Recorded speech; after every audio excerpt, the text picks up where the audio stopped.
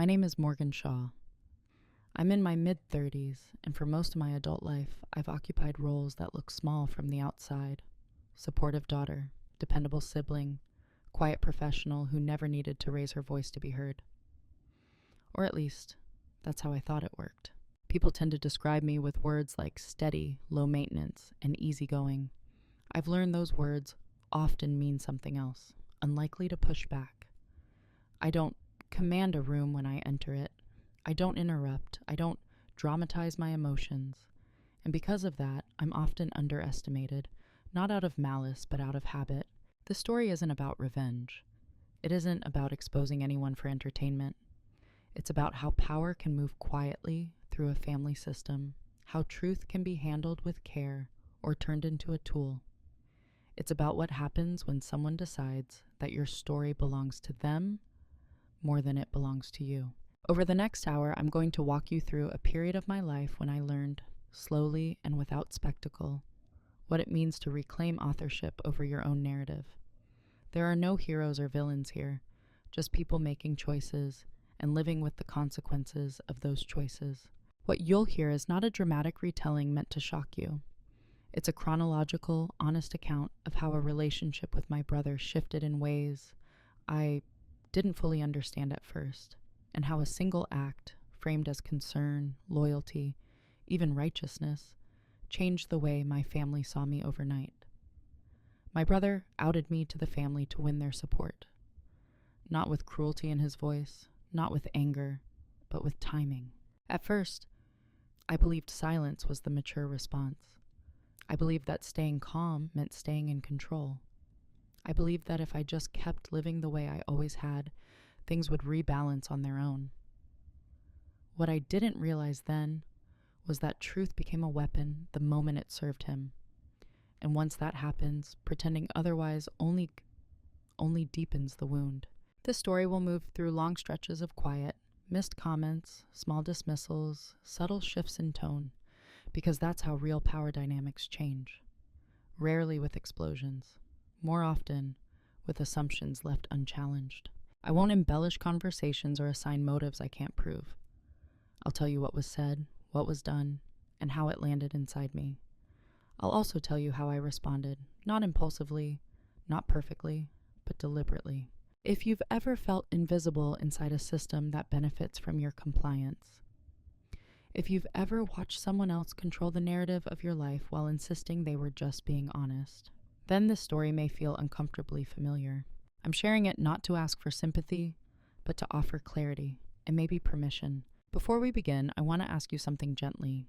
Have you ever stayed quiet because you thought it was safer, only to realize later that silence had already chosen a side? To my family, I was easy to place. I was the one who didn't cause worry, the one who adapted, the one who could be trusted to handle it without needing reassurance or applause. If there was tension in a room, I softened it. If there was a gap, I filled it. If someone needed support, I showed up. Quietly, reliably, without keeping score. That became my shape. My parents would describe me as independent. My relatives used to be mature. My brother, older by 2 years, louder by nature, liked to say I was low drama, usually with a smile that implied this was a compliment. And maybe it was. But it also meant no one checked in too closely. No one asked what things cost me. At family gatherings, I was the one clearing plates while conversations continued without me. Not because I was told to, because it felt natural. I was good at reading rooms, at noticing when something needed doing before it was requested. Over time, that instinct turned into expectation. I didn't resent it, not at first. There's a strange comfort in being useful, in being seen as dependable. When people expect little conflict from you, they also expect little resistance. And if you don't resist, the system stays smooth, predictable, calm. That calm became part of my identity. My brother, on the other hand, was perceived as the force in the family, opinionated, decisive, someone whose reactions needed managing.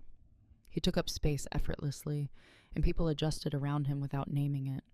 His emotions were treated as signals. Mine were treated as background noise. Again, this wasn't cruelty. It was a pattern. If he raised a concern, it was discussed. If I mentioned discomfort, it was reframed. "You're strong," they'd say. "You'll be fine." And I believed them. Strength to me meant not needing to insist. Inside the family story, I played the role of balance. The one who didn't escalate. The one who kept things together by not pulling too hard in any direction.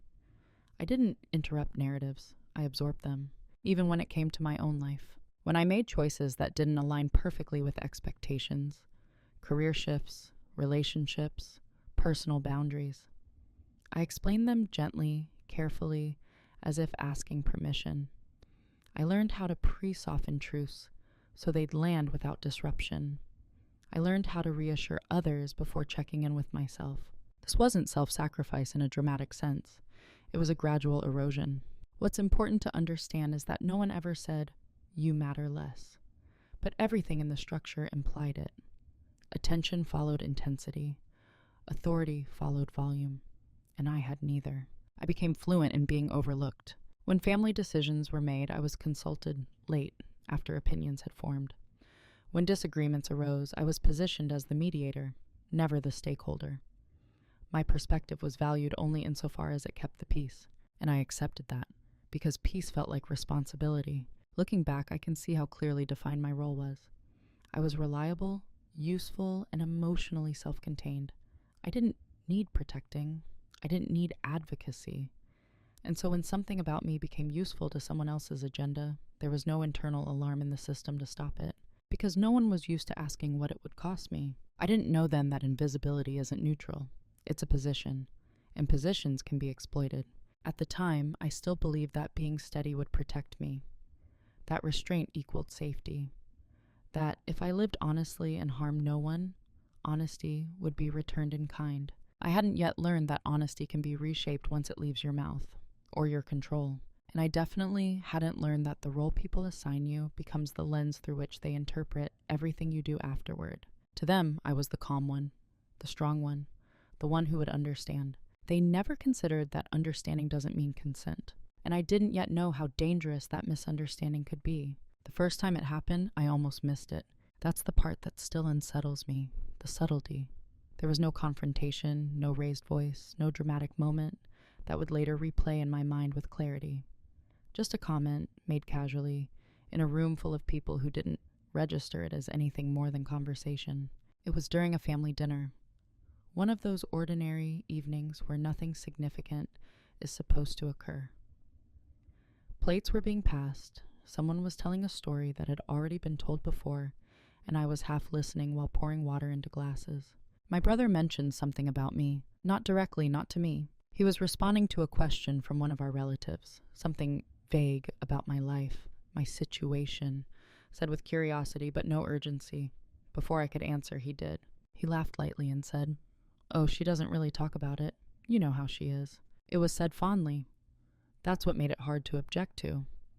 The tone suggested familiarity and closeness, like he was protecting my privacy, translating me for the room, except I hadn't asked him to. The conversation moved on. No one noticed. No one paused to check if that was accurate or fair. I smiled reflexively and kept doing what I was doing. The moment passed, but something stayed behind. It wasn't what he said. It was what it implied, that my silence was a trait, not a choice. That my story was something he could summarize. That my presence didn't require direct engagement. Later that night, I told myself I was being sensitive, that it didn't matter, that he was just filling space, as he often did. I rationalized it the way I always had. It's not worth making things awkward. That was my reflex, to minimize the impact before anyone else could. But over the next few weeks, similar moments appeared. Small, almost invisible, comments made on my behalf. Clarifications were offered before I spoke. Context added where none was needed. Each one was minor enough to dismiss. Together, they formed a pattern. The family seemed to accept his framing without question, not because they distrusted me, but because it was easier.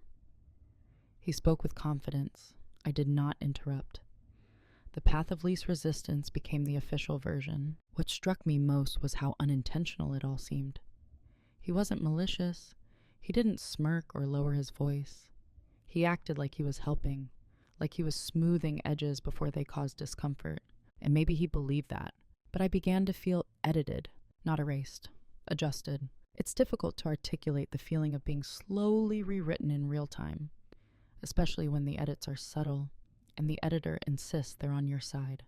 There's no clear line to defend, no accusation to make, just a growing sense that something intimate is being handled without your consent. I remember sitting in my car after one visit, hands still on the steering wheel, replaying a comment he'd made earlier. Not because it was offensive, but because it had replaced something I would have said myself. That was the cut. Small, clean, easy to ignore. Everyone else did. To them, nothing had happened. To me, something had shifted. I began to notice how quickly my silence was filled, how my calm was interpreted as acquiescence, how my brother's version of me traveled faster than my own voice. Still, I didn't speak up. Part of me feared that if I objected, I'd look defensive, or ungrateful, or dramatic, breaking the very role that had kept things smooth for so long. I told myself it wasn't the hill to die on, but it wasn't about dying on a hill. It was about noticing where the ground was being taken. That first small cut didn't hurt because of its depth. It hurt because of its precision. It revealed how easily my narrative could be handled by someone who knew exactly when to speak and when I wouldn't.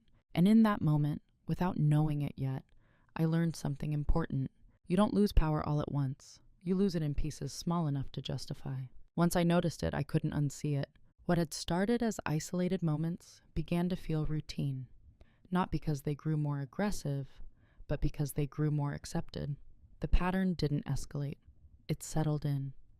And that made it harder to challenge. My brother began speaking around me more often than to me. If someone asked how I was doing, he'd jump in with a summary before I could answer. If a topic drifted towards something personal, he'd preface it with, "She doesn't mind me saying this," even when we had never discussed it. No one questioned him. Why would they? He sounded confident, familiar, reasonable, and I stayed quiet. At first, I told myself I was choosing maturity, that correcting him would seem petty, that I didn't want to turn normal conversation into a referendum on boundaries. I convinced myself that silence was generosity. But generosity, I learned, becomes expectation very quickly. The more I allowed these moments to pass, the more comfortable everyone became with the arrangement. My brother is the interpreter.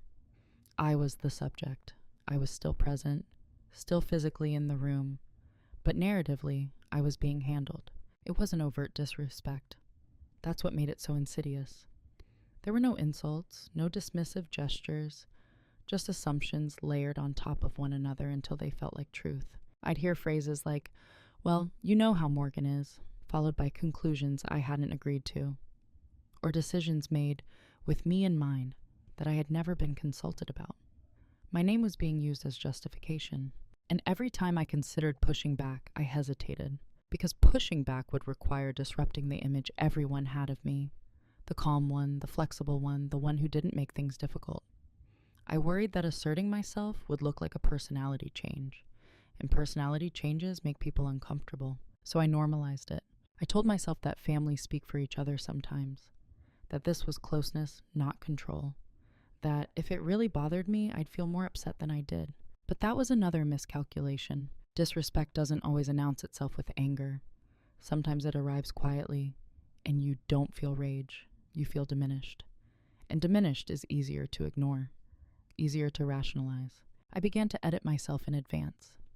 I'd decide not to share something because I knew how it would be reframed. I'd simplify my answers knowing they'd be summarized anyway. Over time, I spoke less, not because I had nothing to say, but because I was tired of being translated incorrectly. My brother didn't notice the shift, or if he did, he interpreted it as confirmation of his assumptions. "See? She's private. She prefers it this way." And because I didn't contradict him, the story held. The hardest part wasn't that he spoke for me. It was that everyone else let him. The family system adjusted seamlessly, as systems do to whoever takes initiative. Silence creates a vacuum. Someone will always fill it. I became complicit in my own erasure. That's a difficult truth to sit with, but it's an honest one. I remember one afternoon when a relative pulled me aside and said, "Your brother mentioned you're going through some stuff. I hope you're okay." The concern was genuine, but the information wasn't his to share. I smiled, I reassured them. I said I was fine. Later alone, I felt something close to grief. Not because of what was shared, but because I hadn't been asked. That was when I realized I had been mistaking endurance for integrity. I believed that staying quiet meant I was taking the high road. But the high road still leads somewhere. And in this case, it was leading away from myself. By normalizing these moments, I had taught everyone how to treat my boundaries as optional, flexible, available for reinterpretation. Still, I didn't confront him, not yet, because part of me still hoped this was temporary, that once things settled, the dynamic would correct itself, that my brother would notice my withdrawal and ask why. He didn't, and that absence of curiosity was its own answer. What I didn't understand then, but would learn much later, was that once a role becomes convenient, people rarely question it, not out of cruelty, but out of comfort. And comfort, when unexamined, can become a form of quiet entitlement. It took me longer than it should have to realize that I wasn't just being spoken over, I was being positioned. Families, like any system, tend to assign roles, not formally, not consciously. They emerge through repetition, through who reacts and who absorbs, who disrupts and who smooths. And once a role works, it sticks. Mine had crystallized. I was the reliable one, the adapter, the emotional shock absorber. If something needed doing quietly, I did it. If something needed to be understood without explanation, that was assumed of me. I was the one who would get it. That phrase, "she'll get it," was used often. It sounded like respect. It felt like a burden. Because getting it meant not asking for more, not questioning timing, not objecting to how things were handled. It meant accommodating decisions after they were made, not participating while they were forming. My brother's role was different. He was the spokesperson, the clarifier, the one whose perspective carried urgency. When he shared concerns, they were framed as protective. When I stayed quiet, it was framed as agreement. No one ever sat me down and said, "This is who you are to us now." It happened incrementally, through thousands of small interactions, through the absence of interruption when someone else spoke for me, through the expectation that I would adjust rather than assert. And because I didn't resist, the role solidified. I began to notice how often my presence was treated as functional rather than participatory. I was asked to help, to support, to listen, but rarely to decide. When opinions were solicited, they were often framed as afterthoughts. "What do you think?" asked politely, but after momentum had already been set. It wasn't malicious, it was efficient. Efficiency has a way of sidelining the quiet. The more I reflected, the clearer it became. My family didn't see me as someone who needed protecting, because I had never asked for it. They didn't see me as vulnerable, because I managed discomfort privately. They didn't see me as someone whose autonomy required defending, because I had never enforced it publicly. I had taught them how to treat me. That realization was painful, not because it excused what happened later, but because it explained how it became possible. My brother fit neatly into the complementary role. He spoke quickly, he expressed concern loudly, he framed his actions as responsibility, and in a system that values visible engagement, that reads as leadership. So when he spoke for me, it didn't register as overreach. It registered as care. Meanwhile, my silence was interpreted as trust. I remember thinking, at one point, if I ever did object, would they even recognize it as an objection? Or would it be dismissed as stress, sensitivity, a temporary deviation from my assigned role? That question stayed with me, because roles don't just define how others see you. They define what kind of resistance they're willing to believe you're capable of. I wasn't seen as someone who needed consent before being discussed. I was seen as someone who would understand after the fact. And understanding in that context was a substitute for permission. Once I saw the structure, I couldn't unsee it. I noticed how often my brother's interpretations of me went unchallenged, how easily my privacy was treated as flexible, how quickly others deferred to his framing. It wasn't because he was always right. It was because the system had decided he was the narrator, and I was the character. Still, I stayed quiet, not because I agreed, but because I was beginning to understand the terrain. I could see that reacting emotionally would only reinforce the idea that I was fragile or overreacting, that confronting him directly, without leverage, would be reframed as conflict. So instead of speaking, I started observing. Roles reveal themselves most clearly when you stop performing them. And the moment I began to step back, even slightly, I could feel the system strain. Not enough to break, just enough to notice. That was when I realized something fundamental had shifted. I no longer wanted to be understood. I wanted to be accurate. And those are not the same thing. The shift didn't happen during an argument. It didn't happen during a revelation or a confrontation. It happened on an ordinary afternoon, alone, with nothing but quiet and time. I was sitting at my kitchen table, a cup of coffee cooling beside me, scrolling through messages from the past few weeks. Nothing alarming on the surface. Family group chats, casual check-ins, a few comments that, taken individually, meant very little. But together, they formed a picture I hadn't wanted to see. There was a message from my brother explaining something about me to a relative. Again. Another from a family member responding to him, not me, about something that directly involved my life. No one was being cruel. No one was being careless. They were being comfortable. That was the moment I stopped asking myself whether I was overreacting. I wasn't angry. I wasn't hurt in a dramatic sense. What I felt instead was clarity. Sharp, quiet, unmistakable. The kind of clarity that doesn't rush you, but settles in your chest like a fact you can't argue with. I realized that my silence was no longer neutral. Up until then, I had believed that staying quiet kept the peace, that it prevented misunderstandings, that it preserved relationships. But in that moment, I understood that my silence had become part of the mechanism that allowed others to speak for me without checking first. I wasn't being patient, I was being predictable. And predictability in a system like this is exploitable. That afternoon, I didn't draft a message. I didn't rehearse a confrontation. I didn't even feel the urge to correct anything immediately. What changed wasn't my behavior. It was my orientation. I stopped waiting to be acknowledged. I began asking a different set of questions. Not, how do I explain this?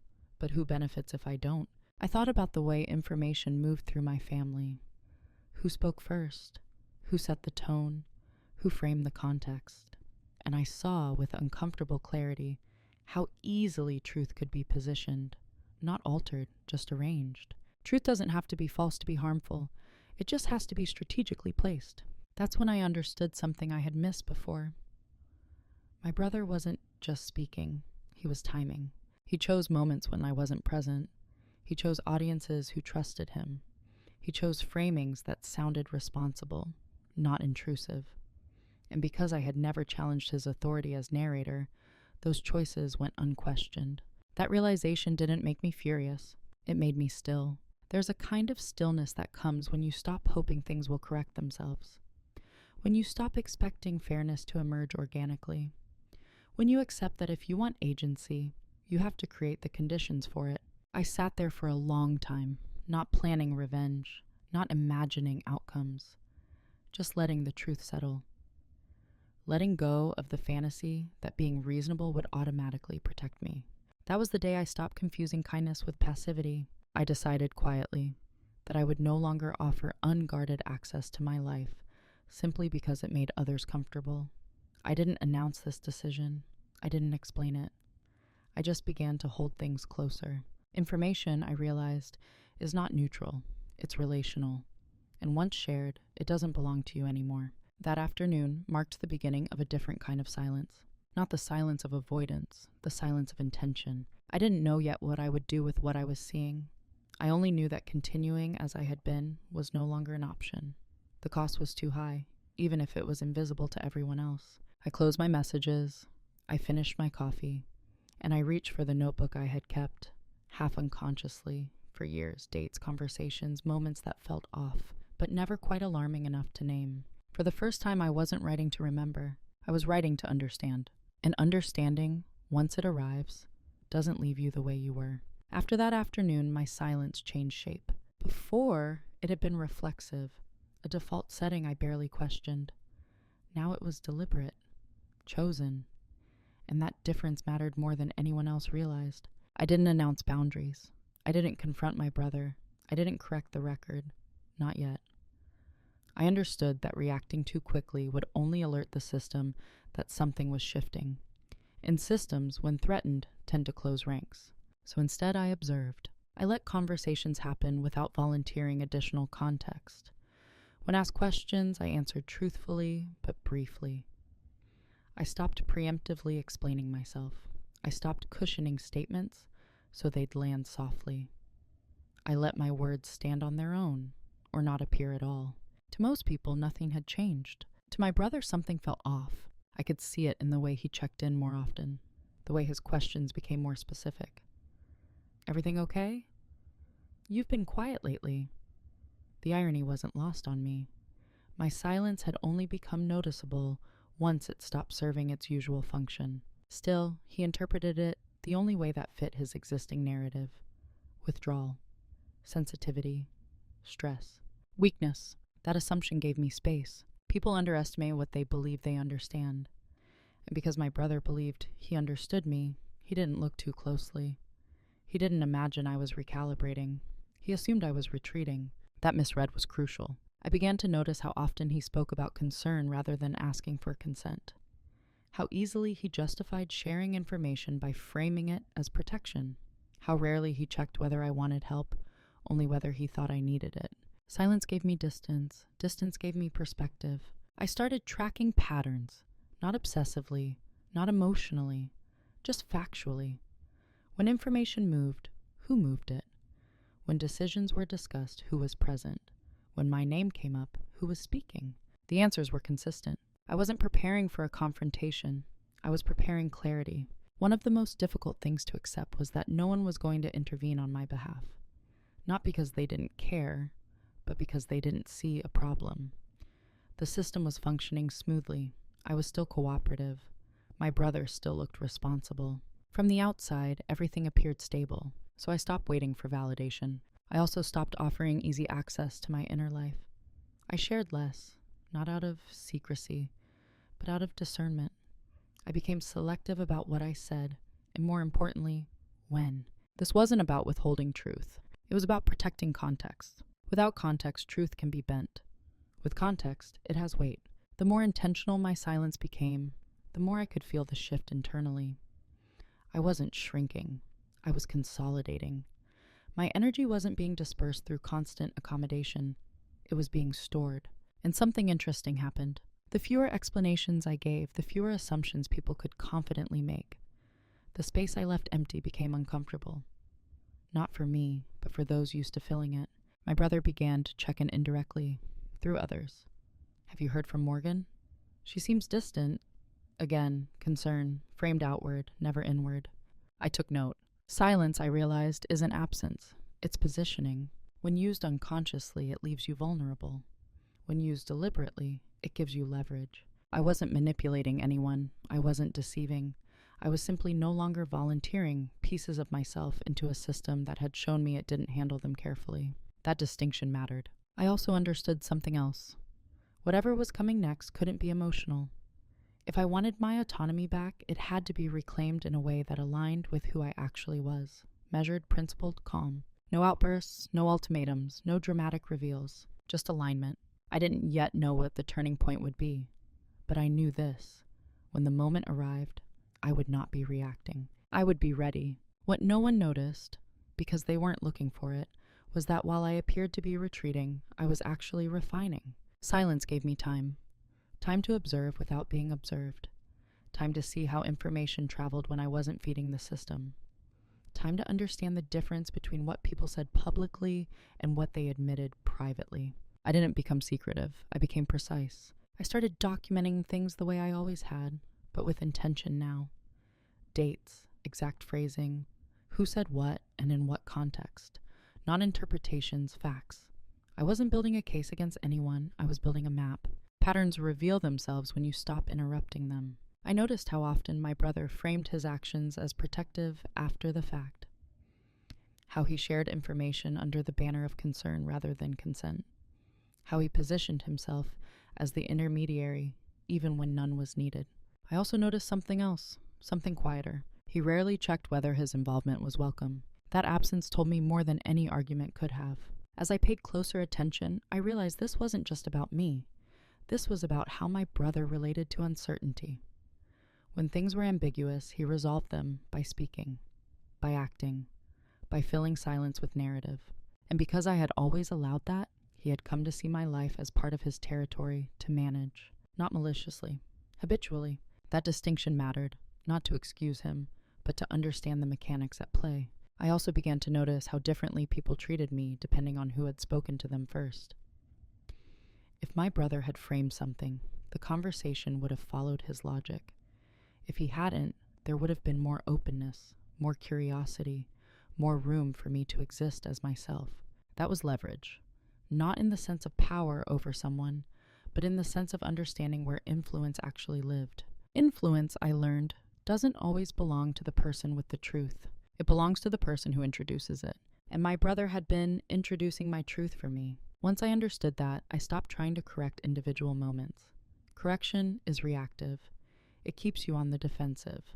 Instead, I focused on positioning myself so that when my truth entered a room, it would arrive directly, not filtered.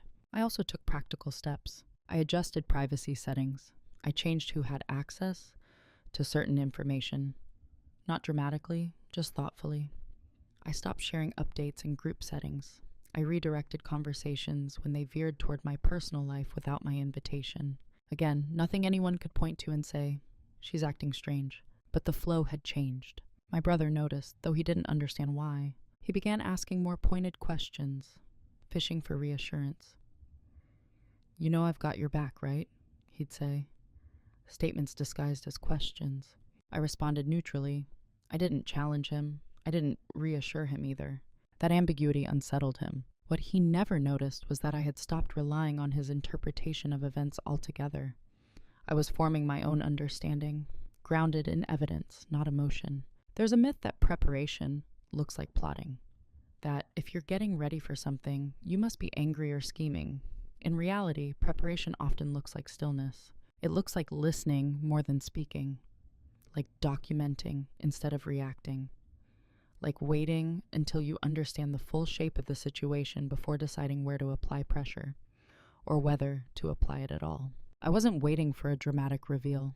I was waiting for certainty, and certainty came quietly. It arrived in the realization that my brother believed he was acting in my best interest, but he was also acting in his own. That his version of concern conveniently aligned with moments when he needed credibility, support, or moral authority within the family. That overlap was not accidental. It wasn't sinister either. It was human, but human behavior still has consequences. What no one noticed was that I had stopped seeing this as a personal conflict and started seeing it as a structural one. The issue wasn't what was being said. It was who had the authority to say it. An authority, once assumed, doesn't relinquish itself voluntarily. It has to be rendered unnecessary. That was the insight that changed everything. I didn't need to confront my brother to reclaim my story. I needed to make his role in it obsolete. And to do that, I needed one thing above all else: timing. The reveal wasn't dramatic. There was no gasp, no surge of adrenaline, no moment where I felt triumphant or vindicated. It happened quietly, the way most realizations do, when something you've been circling suddenly comes into focus, and you understand that the picture has always been there. You just hadn't known how to look at it yet. I was reviewing my notes one evening, not searching for anything specific, just reading through them the way you reread an old journal, not to relive, but to contextualize. Dates, messages, repeated phrases. The same justifications appear again and again in my brother's words. And then I noticed something I hadn't fully named before. Every time he shared something personal about me with the family, it coincided with the moment when he needed alignment, support, credibility, emotional authority. It wasn't random, it wasn't reactive, it was situational. He never disclosed when things were calm. He never spoke on my behalf when there was nothing at stake. The timing was always precise, just early enough to shape perception, just late enough that it looked like concern rather than control. That was the moment it clicked. Truth became a weapon the moment it served him. Not because the truth was distorted, but because it was deployed. He wasn't lying. That's what made it so effective. He was selecting, framing, introducing information into a context where it worked in his favor and limited my ability to respond without seeming defensive. I sat back in my chair and let that settle. This wasn't about malice. It was about utility. My life, my privacy, had become useful to him in ways I had never consented to. It allowed him to position himself as the responsible one, the protector, the moral center in moments where that role benefited him. And because I had always been calm, accommodating, non-reactive, the system accepted his framing without friction. That was the leverage. Not leverage in the sense of power over him, but clarity over the situation. For the first time, I understood that confronting him emotionally would accomplish nothing. He would defend his intentions. He would emphasize concern. He would frame my objection as a misunderstanding. And the family would side with the narrative that felt safer. So I didn't confront him. I also didn't expose him. I did something quieter and far more decisive. I removed the incentive. I stopped providing unguarded information entirely. I didn't announce this change. I didn't justify it. I simply made myself the primary source again. I spoke directly to people when it mattered. Briefly, calmly, without emotion. I corrected nothing publicly, but I clarified privately when needed, in ways that were factual and unembellished. I didn't say, he shouldn't have said that. I said, here's what's actually happening. No blame, no defensiveness, just accuracy. And something subtle shifted. Without new information to manage, my brother's role began to thin. He had nothing current to frame, nothing timely to offer. His concern started to sound speculative rather than informed. I could see the discomfort in him, not anger, not guilt, but uncertainty. He wasn't sure where he fit anymore. That was when I understood something essential. Leverage doesn't require exposure. It requires alignment. I had aligned my actions with my values. I wasn't reacting to him. I was reclaiming myself. Privately, I also made peace with a hard truth. Even if my brother genuinely believed he was helping, intent did not outweigh impact. And understanding that difference freed me from the need to argue about motives. I didn't need him to admit wrongdoing. I needed him to lose access. That was the private reveal, not of his behavior, but of my own position within it. I saw exactly where my agency had been surrendered, and I took it back without spectacle. No one applauded, no one noticed, and that was the point. Power reclaimed quietly doesn't announce itself. It simply changes the landscape. For the first time in a long while, I felt steady. Not in the old way that required endurance, but in a new way that required nothing from anyone else. I wasn't waiting anymore. I was choosing. Once you see clearly, you can't pretend you don't. That's the moment most people romanticize. The dramatic crossroads, the charged decision, the internal monologue filled with urgency. But real decision points are quieter. They arrive when you've already done most of the thinking, and all that's left is choosing whether you're willing to live with the consequences of acting on it. I had options. I could confront my brother directly, lay everything out, ask for accountability, demand change. That path was tempting in its simplicity, but it relied on something I no longer trusted: his willingness to hear me without reframing the narrative. I could expose the pattern to the family, present the timeline, show how and when my privacy had been shared. But that would turn my life into evidence, my boundaries into exhibits. I didn't want my autonomy restored through public debate. I could also do nothing, continue limiting access quietly and let time dilute the impact. That option felt safest, but also incomplete. It left the structure intact, just with fewer moving parts.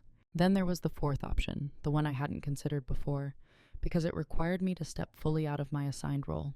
I could remove myself from the system that allowed this dynamic to function. Not physically, not dramatically, structurally. That option didn't involve accusations or ultimatums. It involved shifting how and where I showed up. It meant redefining what access to me looked like, and accepting that some people would interpret that as distance, coldness, even betrayal. I sat with that discomfort for a long time, because choosing autonomy often means choosing misunderstanding. I asked myself the hardest question: what outcome am I actually responsible for? I wasn't responsible for my brother's intentions. I wasn't responsible for my family's interpretations. I was responsible for my own alignment. And alignment required finality, not revenge, not punishment, just a decision that couldn't be walked back without cost. I decided that from that point forward, I would no longer participate in any context where my story could be managed by someone else. That meant fewer shared spaces, fewer group discussions, fewer casual updates. It also meant that if something about me needed to be known, it would come from me, or not at all. That decision was irreversible in a quiet way. Once you stop offering yourself for interpretation, you can't return to being easily interpreted without undoing the work. I didn't explain this decision to my brother. I didn't explain it to my family. I explained it to myself. And then I acted accordingly. I declined certain invitations. I redirected conversations. I became selective, not distant, but intentional. I stopped filling the silence that wasn't mine to fill. The hardest part wasn't the behavior change. It was the emotional residue, the guilt that surfaces when you stop performing a role others rely on. I had to let that pass without engaging it. Guilt, I learned, often signals transition, not wrongdoing. I knew there would be fallout. Confusion, questions I wouldn't answer, assumptions I wouldn't correct. But I also knew this. Anything that required me to sacrifice my agency to maintain harmony was not harmony. It was compliance.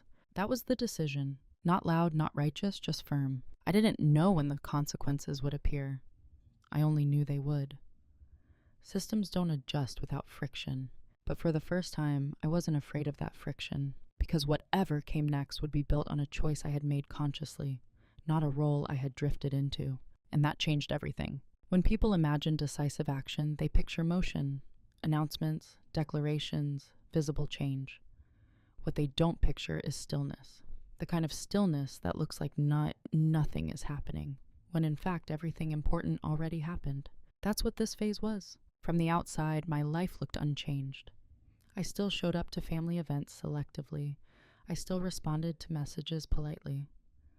I still sounded like myself, calm, measured, reasonable. What no one saw was how carefully I had restructured the way I moved through the system. I stopped participating in group conversations where personal information traveled loose. If I were present, I stayed present, but I didn't offer details. I spoke about work, about neutral topics, about things that couldn't be repurposed later. If a conversation drifted toward my personal life without my initiation, I let it drift past. At first, people assumed I was tired, busy, going through a phase. No one assumed a strategy. I also changed how I communicated one-on-one. When someone asked a question that felt invasive or preloaded with assumptions, I answered narrowly, truthfully, but without narrative. I learned how to say less without being evasive. There's a difference between secrecy and precision. I chose precision. Behind the scenes, I made practical adjustments. I consolidated my finances. I reviewed shared accounts, shared obligations, and shared points of access. Not because anything illegal or unethical was happening, but because shared access creates shared authority. And I was done sharing authority over my life. I stopped looping my brother into decisions that didn't require his input. I didn't announce this change. I simply stopped. When he offered advice, I thanked him and didn't act on it. When he asked follow-up questions, I answered vaguely.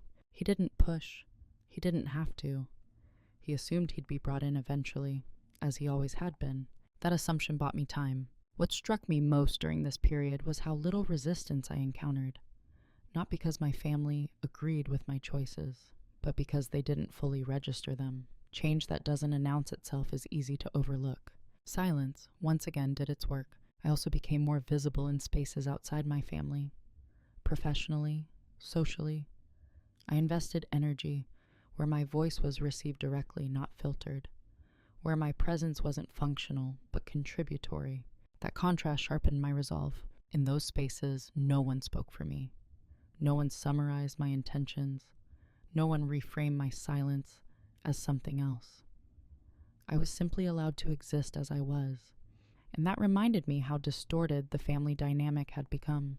Still within the family, everything appeared intact, until it didn't. The first signs came quietly. A missed update. A decision was made without consulting my brother, whom he assumed would be part of it. A moment where he realized, too late, that he no longer had the information needed to step in. I saw the confusion flicker across his face once. During a conversation he thought he was leading. He referenced something outdated. I didn't correct him. Someone else did. That moment passed quickly, but something had cracked. I wasn't taking anything from him. I was no longer providing what made his role necessary. And roles, when they lose function, don't collapse immediately. They wobble. They create friction. They reveal how dependent the system was on them.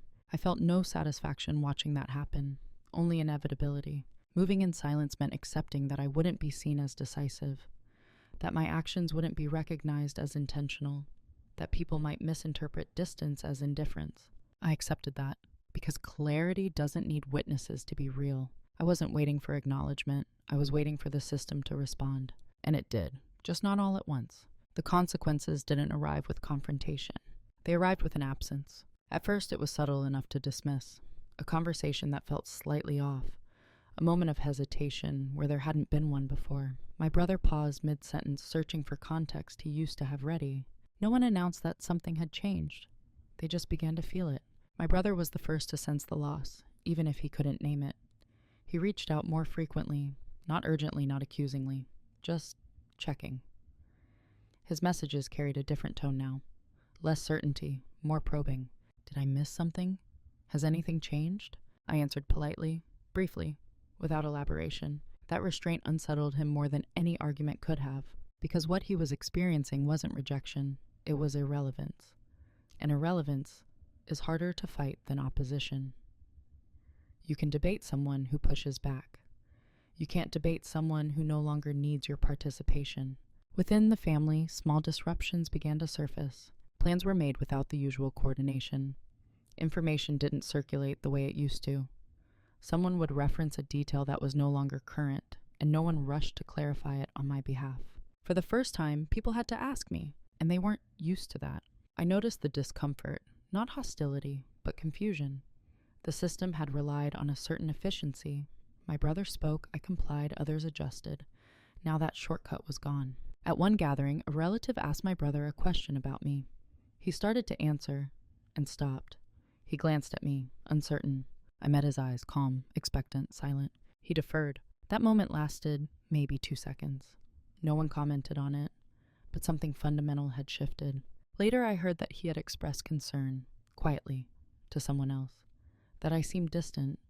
That he didn't know what was going on with me anymore. What he didn't say, but what I could hear between the lines, was that he no longer knew how to position himself. The concern he voiced now sounded different, less authoritative, less grounded. Without access to real information, his framing lost weight. And people noticed. Not consciously, not critically, just enough to start hesitating. That hesitation was the beginning of accountability. Not because anyone was assigning blame, but because the narrative no longer flowed automatically. I felt the temptation then to explain myself, to soothe the discomfort, to reassure everyone that nothing was wrong. But that would have restored the old balance. So I didn't. I let the discomfort exist. That was harder than I expected. Not because I doubted my decision, but because I had spent so long absorbing emotional friction on behalf of others. Letting it sit felt unnatural, almost wrong. But it wasn't wrong. It was necessary. My brother tried once to reassert his role. He shared a concern about me that was outdated, well-meaning, but inaccurate. Someone gently corrected him. Not me. Someone else. He went quiet after that. I didn't feel victorious. I felt resolved. This was the consequence of speaking for someone without consent. Eventually, you lose credibility when the ground shifts beneath you and no one tells you. What struck me most was how little effort this required from me. I wasn't defending myself. I wasn't exposing him. I was simply no longer cooperating with a structure that depended on my compliance. And without that compliance, the structure began to strain. People started engaging me differently, more directly, more carefully, not out of fear, but out of recalibration. They were adjusting to a version of me they hadn't been required to consider before. That adjustment was uncomfortable for everyone, including me. But discomfort is not harm, and harmony that requires erasure is not peace. This was the beginning, not of punishment, but of rebalancing. And once that process starts, it doesn't stop just because someone wishes it would. By the time anyone tried to fix things, the structure had already changed. That's the part people misunderstand about quiet shifts. They don't feel urgent until they're irreversible. There's no alarm, no clear moment where someone says, wait, something's wrong. Just a slow realization that the old methods no longer work. My brother was the last to accept this. At first he assumed this was temporary, a mood, a phase, something that would resolve itself once I was ready to talk again. He treated my distance as something to be managed rather than respected. So he waited. When waiting didn't work, he tried reassurance. He reminded me, casually, indirectly, of how close we were, how much we trusted each other, how he'd always looked out for me. All of it was true, and none of it addressed the actual issue. What he wanted was restoration, a return to the familiar dynamic where his involvement was assumed and my boundaries were flexible. What I wanted was alignment, something entirely different. He never asked that directly. Instead, he tried to re-enter the system through old doors. He shared concern again, quietly, hoping it would land the way it used to. But without fresh information, his words sounded vague, speculative. People listened politely, and then moved on. That's when I saw the panic begin. Not loud, not dramatic, just subtle signs of disorientation. He asked more questions than before. He checked in more often. He sought reassurance from others, instead of from me. The confidence he once carried so easily began to fracture, and still, he never asked for consent. That omission was telling, because asking would have required acknowledging that the access he once had was not guaranteed. The family, meanwhile, tried to smooth things over in their own way. Gentle suggestions, invitations framed as reconnection, comments like, "You should talk to your brother," or "I think he's just worried about you." I understood their intention. They wanted harmony, familiarity, resolution. But resolution requires understanding what's actually broken. And what was broken wasn't communication. It was entitlement. Not malicious entitlement, but ingrained. The assumption that my life was available for interpretation, that my silence was a problem to be solved, that distance meant something needed correcting. No one asked me what I wanted. They asked how to restore what they were comfortable with. By then, it was too late. Not because I was angry, not because I wanted distance forever, but because the conditions that allowed that dynamic to exist no longer applied. I had changed how I moved, how I spoke, how I shared. And those changes weren't emotional reactions, they were structural decisions. Structures don't revert just because someone feels uncomfortable. At one point, my brother tried to have a casual conversation with me. He spoke carefully, choosing his words with more restraint than I'd ever heard from him. He talked about misunderstandings, about intentions, about how families sometimes overstep without realizing it. I listened. He never said the one thing that mattered. I shouldn't have shared your story without asking. Without that acknowledgement, everything else was noise. I didn't interrupt him. I didn't argue. I didn't correct his framing. I simply didn't offer the reassurance he was seeking. That was when I saw it clearly in his eyes. The realization that this wasn't something he could talk his way back into. Access once lost can't be reclaimed through explanation alone. It requires humility, and humility can't be forced. So the attempts faded, slowly, awkwardly, the way people back away from a door they suddenly realize is locked. Not out of spite, but out of uncertainty. The family adjusted again, this time with more caution. They stopped pushing. They stopped suggesting fixes. They accepted reluctantly that something had shifted beyond their influence. What struck me most was how little satisfaction I felt. This wasn't a victory. It was a consequence. And consequence doesn't celebrate. It settles. By the time anyone realized what had been lost, the ease, the shortcuts, the assumed access, it was already gone. Not taken, just no longer offered. The confrontation, when it finally happened, was nothing like people imagine. There was no raised voice, no list of grievances, no emotional release. It took place in a quiet space, at a time that felt almost anticlimactic. No audience, no urgency, just two people sitting across from each other, both aware that something fundamental had shifted, and that pretending otherwise was no longer possible. My brother initiated it. He didn't say the word confrontation. He said he wanted to clear the air. His tone was careful, restrained in a way I hadn't heard before. The confidence that once carried him through conversations had softened into something closer to caution. I listened. He spoke about concern, about confusion, about how distant I had become. He said he felt shut out, that he didn't know where he stood with me anymore. He framed his actions the way he always had, as care that may have gone too far, but never meant harm. I didn't interrupt him. When he finished, there was a pause, not tense, just quiet. Then I spoke. I didn't recount events. I didn't present evidence. I didn't challenge his intentions. None of that was necessary. I said calmly, "You shared parts of my life without asking me, more than once, and you did it in moments when it served you. That changed how I trust you, That was it. No accusation, no emotion layered on top. Just a statement of impact." He looked startled, not defensive, not angry, just caught off guard by how plainly it was said. as if he had expected negotiation and instead received a boundary. He started to respond, to explain, to clarify his intentions. I stopped him gently. "I'm not questioning why you did it," I said. "I'm explaining why things are different now." That distinction landed. There was another silence, longer this time. He asked what I wanted. That question mattered more than anything he had said so far. I told him the truth, that I needed my life to be handled by me, that I wasn't cutting him out, but I wasn't offering automatic access anymore, that if something about me needed to be shared, I would share it myself. He nodded, slowly. He didn't argue.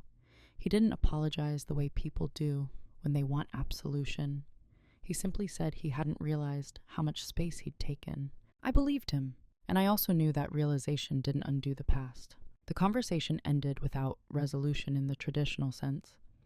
There was no promise to do better, no emotional reconciliation, just mutual acknowledgement that the dynamic had changed and wouldn't revert. What surprised me was how light I felt afterward. Not relieved, not triumphant, aligned. I hadn't said everything I could have said. I had said what was necessary, nothing more. That's the power of calm confrontation. It doesn't seek to win. It seeks to clarify. And clarity, once offered, doesn't need reinforcement.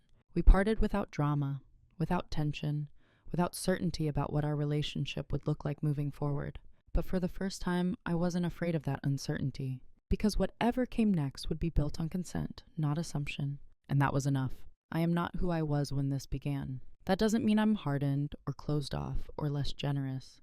It means I am more exact, more deliberate about where my energy goes and why. I no longer confuse availability with love or silence with strength. The version of me that existed before was shaped by usefulness, by how well I could adapt, absorb, and smooth. I was proud of that adaptability. It had kept relationships intact, had made rooms feel safer, and had allowed others to relax around me. Me. But I understand now that adaptability without boundaries doesn't make you straight. Makes it convenient. Who I am now is quieter, but not invisible. I speak less, but with more precision. I don't rush to explain myself. I don't soften truths to make them easier to digest. If something matters, I say it plainly.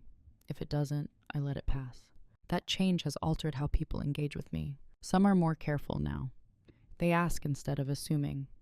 They wait for me to speak instead of filling the space.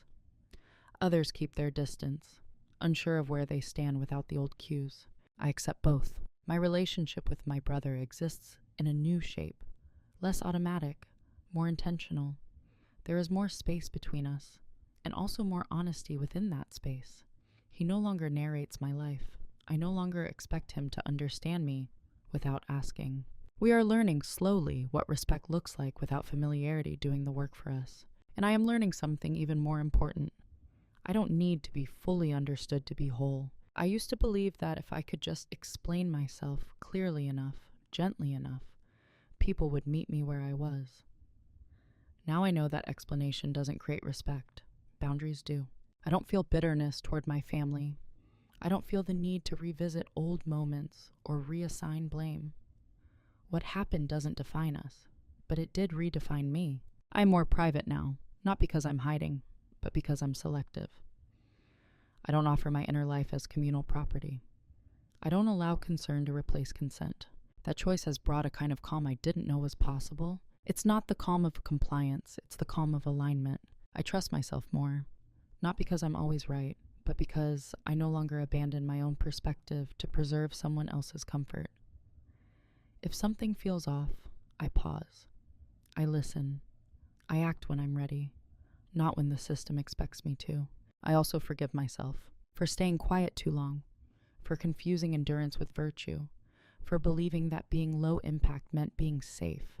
Those beliefs kept me functional, but they didn't keep me free. Freedom, I've learned, doesn't arrive through confrontation alone. It arrives through consistent, unglamorous choices, through saying no without explanation, letting misunderstandings stand when correcting them would cost you your integrity. ID. Who I am now is someone who understands that power doesn't need volume. It doesn't need validation. It doesn't need to be seen to be real.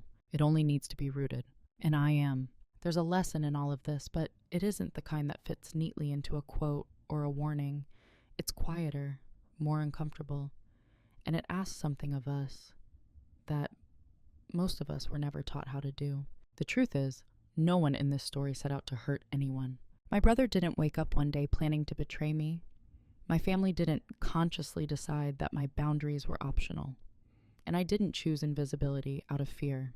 I chose it out of habit, out of love, out of a belief that being steady was the most ethical way to exist. And yet harm still occurred, because harm doesn't always come from cruelty. Sometimes it comes from convenience.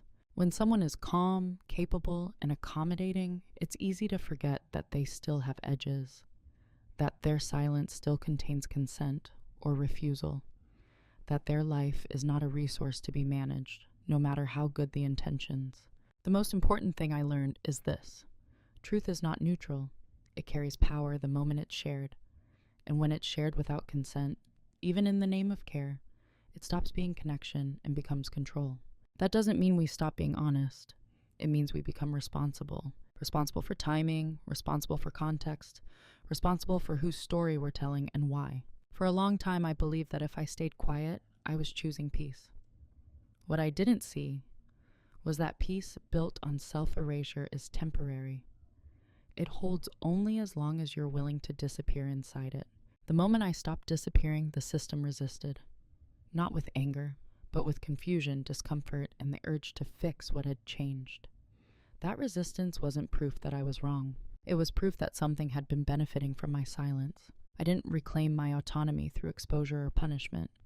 I reclaimed it through alignment, by making sure my actions matched my values, even when that made others uneasy. That's what quiet dominance actually looks like. Not force, not humiliation, not spectacle, just refusal. Refusal to be summarized without consent. Refusal to be managed in the name of love. Refusal to keep offering access to people who haven't learned how to hold it carefully. If you take anything from this story, let it be this: you don't owe anyone unlimited access to your inner life just because you've always been the one who understands. And you don't have to burn bridges to stop being walked across. Sometimes, all it takes is stepping out of the role you were assigned and letting the system adjust without you cushioning the impact. I'm curious, and I'll ask this openly without judgment. Have you ever realized that the moment you stopped explaining yourself was the moment others finally had to see you clearly? If this story resonated with you, I'd love to hear your experience in the comments.